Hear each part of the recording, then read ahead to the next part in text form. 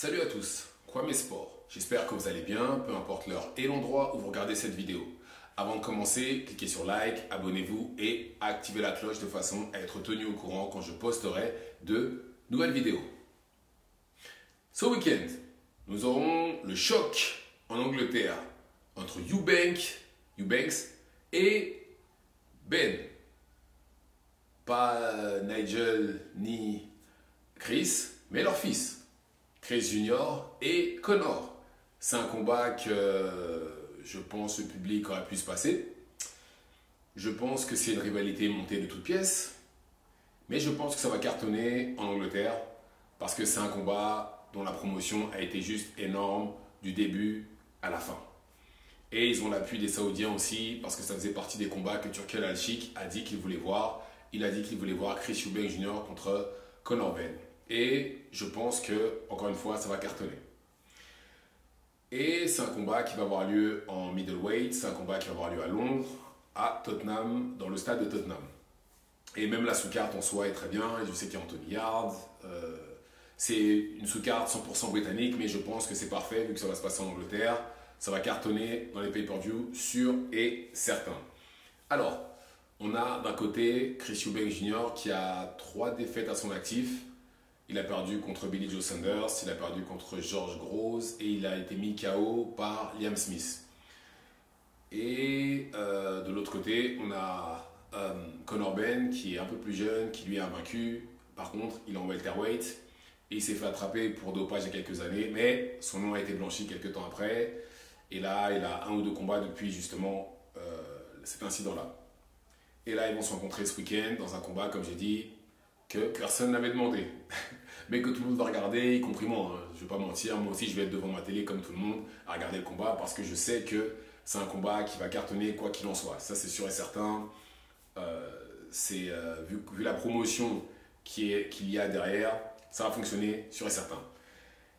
Et bien entendu, qui dit combat, dit bookmaker, dit qui est le favori. Alors, sans surprise, le favori est Chris Eubanks Jr. Chris Eubanks Jr. étant naturellement un middleweight, plus expérimenté, plus grand en taille. Je crois qu'après au niveau des KO, j'ai pas les stats. Hein. Là, j'ai pas les stats en tête, mais il me semble qu'il a pas mal de KO aussi à son actif. Et voilà pourquoi c'est lui le favori du combat. Et le père de Conor Ben, Nigel Ben, la légende, n'est pas content, il estime que son fils devrait être le favori pour le combat, ce qui pour moi n'a aucun sens. Son fils, comme j'ai dit, naturellement, il est beaucoup plus petite taille, c'est un welterweight, il n'a jamais affronté l'élite dans sa catégorie. Il y a eu un moment, comme j'ai dit, il s'est fait attraper pour dopage, donc il a été suspendu, donc il n'a pas pu combattre. Il y a eu quelques combats entre temps, mais voilà, ce n'était pas non plus des combats contre des tueurs. Et pour moi, le fait qu'il ait à monter de 2 catégories, c'est ce qui explique pourquoi c'est lui qui n'est pas le favori. C'est lui l'underdog. Comme Crawford, Canelo. Crawford qui doit monter de 2 catégories, c'est tout à fait logique que ce soit lui qui soit l'underdog. C'est tout à fait normal. Même si en termes de...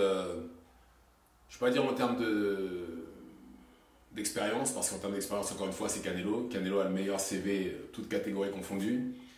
Mais voilà, des deux, c'est tout à fait normal pour moi que Crawford soit l'underdog, comme Nigel Ben. Alors, à quel type de combat on peut s'attendre? Personnellement, je pense qu'on va voir Conor Ben presser Eubanks. Parce qu'on l'a vu lors de sa défaite, par exemple, contre Liam Smith. Le pressing, il a eu beaucoup de mal avec ça. Il a pris un pressing de la part de Liam Smith et il a fini KO. Et je pense que, et vu comment on combat Conor Ben, je pense qu'il va essayer de reproduire la même chose de façon à essayer de scorer un KO. Maintenant, est-ce qu'il va y arriver? Bonne question. Parce qu'en plus de ça, il ne faut pas oublier qu'il monte de 2 catégories et ça se trouve, sa puissance ne montera pas avec lui. Ce n'est pas le cas pour tout le monde, vous savez. Il y en a comme Manny Pacquiao qui arrive à partir de tout en bas, remonter, monter, la puissance monte avec. Il y en a pour qui ce n'est pas le cas. Et ça pourrait ne pas être le cas pour Conor Ben. Maintenant, Conor Ben, de l'autre côté, les combattants qui lui ont donné des problèmes, c'était des boxeurs, des combattants qui ont essayé de le boxer. Notamment, il me semble qu'il y a un Français qui a essayé de le boxer dont j'ai oublié le nom. je le retrouverai plus tard. Et bon, après, voilà, j'ai l'impression que d'ailleurs, ce combat-là, très controversé. Il y a peut-être des chances que normalement le Français aurait pu gagner. Mais bon, ça après, c'est un autre débat. Mais dans tous les cas, je pense qu'on va avoir un combat assez intéressant. Même si, personnellement, comme j'ai dit, c'est un combat sans enjeu. Parce que, ok, le vainqueur, il fait quoi après? Ah, non, je retire ce que j'ai dit. Je pense que le vainqueur va être en pole position pour affronter Canelo. Parce que ça aussi, dans le deal de Canelo avec les Saoudiens, alors, en septembre, après Skull, en partant du principe qu'il gagne, ce sera contre Terence Crawford. Au mois de janvier, février, ouais, voilà, ça devrait être Bivol. Mais même si je pense que là, vu que Bivol va devoir affronter Beterbiev, je ne sais pas quand, je pense que ça va être annulé. Et le dernier combat sera soit Hamza Shiraz ou soit Chris Eubank Jr. C'est ce qui est prévu normalement. Après, on verra. Mais en tout cas, voilà, je pense que le vainqueur de ce combat-là sera en pole position pour Canelo en 2026. Qui va gagner le combat? Très franchement, je sais pas. Franchement, ce combat-là, je sais pas trop parce que encore une fois, c'est pas des combattants qui m'intéressent. J'essaie de regarder, hein, j'ai regardé les highlights, j'ai regardé des combats, je les ai même déjà vus combattre, hein, pour être honnête. Mais vu que ni l'un ni l'autre n'a affronté des tueurs, c'est un peu difficile.